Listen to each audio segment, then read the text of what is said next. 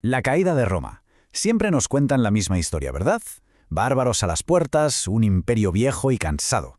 Pero, ¿y si esa no es toda la verdad? ¿Y si la historia real es mucho más interesante? Pues hoy no vamos a dar una clase de historia. Hoy vamos a abrir un caso cerrado, a ponernos la gabardina de detectives y a buscar al verdadero culpable de la caída del imperio más grande del mundo. Toda investigación empieza en la escena del crimen. Y la nuestra nos lleva a Roma, en el año 472. Ojo, solo 4 años antes del colapso final. Un testigo de la época la describe así y es brutal. La ciudad es ahora un arruinado matadero. Pero lo más impactante es que no habla de invasores. No, habla de romanos luchando contra romanos. Una guerra civil en las calles, en medio de las ruinas de su propia grandeza. Para que entendamos la magnitud de este desastre, vamos con la primera prueba, la fuerza militar. A principios del siglo V, el Imperio de Occidente podía movilizar a 300.000 soldados. 300.000, una maquinaria de guerra absolutamente formidable, la más bestia de su tiempo. Y ahora, ¡boom! Damos un salto de 70 años. Volvemos a esa lucha en las calles de Roma. ¿Cuántos soldados la defendían? Apenas 6.000. ¿Cómo es posible? ¿Cómo pasas de un ejército de 300.000 hombres a esto en tan poco tiempo? Esa es la gran pregunta de nuestro caso. Esta es la pregunta del millón, claro, la que ha generado más de 200 teorías diferentes a lo largo de la historia. ¿Cómo se pudo desmoronar algo tan gigantesco? Bueno, pues para encontrar la respuesta hay que hacer lo de siempre, examinar las pruebas y separar el grano de la paja. Venga, pues toda buena investigación empieza interrogando a los sospechosos habituales. Vamos a poner sobre la mesa las teorías más famosas sobre la caída de Roma, y a ver si aguantan un interrogatorio serio. Sospechoso número 1. El clásico. El imperio estaba en la ruina, podrido por dentro. La idea de que una crisis económica y de población hizo que todo se viniera abajo. Suena lógico, ¿verdad? Tiene sentido. Pero, ¿qué dicen las pruebas de verdad? Pues sorpresa, la arqueología nos cuenta una historia completamente distinta. El siglo IV, justo el anterior al colapso, no fue de decadencia, sino de prosperidad. La población crecía, la agricultura se expandía por todas partes, zonas enteras como Britania o el norte de África estaban viviendo su mejor momento, su edad de oro. O sea, que este sospechoso tiene una coartada de hierro. El imperio no se estaba muriendo, de hecho, estaba muy vivo. Vale, sospechoso número 1 descartado. Vamos a por el segundo, la barbarización del ejército. La teoría de que, al empezar a reclutar soldados que no eran romanos de pura cepa, la legendaria maquinaria de guerra romana, pues se estropeó. ¿Fue así de verdad? Es que tenemos un testigo de la época, un soldado e historiador llamado Amiano Marcelino, que nos dice exactamente qué hacía invencible al ejército. Y no era el pasaporte, sino la disciplina y el adiestramiento. La prueba la tenemos en batallas como la de Estrasburgo. Allí, un ejército romano, con muchos soldados de origen bárbaro, aniquiló a un enemigo que casi le triplicaba en número. El arma secreta no estaba en la sangre, estaba en el entrenamiento. Y aquí llega el dato que lo tumba todo. Resulta que el ejército del glorioso emperador Augusto, en el siglo I, tenía un porcentaje mucho mayor de soldados no ciudadanos que el del siglo IV. Un 50% frente a un 20%.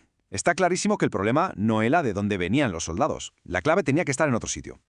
Así que si los sospechosos de siempre están fuera, hay que cambiar el enfoque. A lo mejor la pregunta no es ¿por qué cayó Occidente?, sino más bien, oye, ¿y por qué sobrevivió la otra mitad, Oriente? ¿Qué hizo bien el Imperio de Oriente para aguantar otros 1000 años? A ver, un recordatorio rápido. El Imperio Romano estaba partido en dos, ¿vale? Occidente, el de Roma, que es el que se derrumbó, y Oriente, el de Constantinopla, que aguantó 1000 años más. La clave para resolver este misterio está ahí, en comparar estas dos mitades. Con los mitos ya descartados, la investigación da un giro y se centra en dos enemigos que no venían de fuera. Dos fuerzas que, según todas las pruebas, destruyeron Occidente desde dentro. El primer culpable que encontramos es interno, una desigualdad económica extrema, brutal. En Occidente, un puñadito de familias, apenas 4.000, lo controlaban prácticamente todo. Toda la riqueza, toda la tierra. Mientras tanto en Oriente, la cosa estaba mucho más repartida.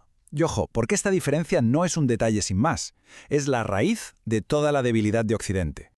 Pero, ¿de cuánta riqueza estamos hablando? Pues un diplomático de la época, Olimpio Doro, se puso a hacer los cálculos. Y agarraos, los ingresos anuales de una sola de estas familias ricas eran de 5.350 libras de oro. Una auténtica barbaridad. Y aquí viene lo más increíble. Esos ingresos De una sola familia podían pagar el sueldo de más de 60.000 soldados durante un año. Pensemos en esto un segundo. El Estado se estaba arruinando porque no podía pagar al ejército, pero unas pocas familias tenían en sus manos el dinero para salvarlo todo, y no lo hicieron, prefirieron guardar su oro. Y vamos con el segundo culpable, la estructura de poder. En Occidente, todo el poder militar acababa en manos de un solo hombre, el generalísimo.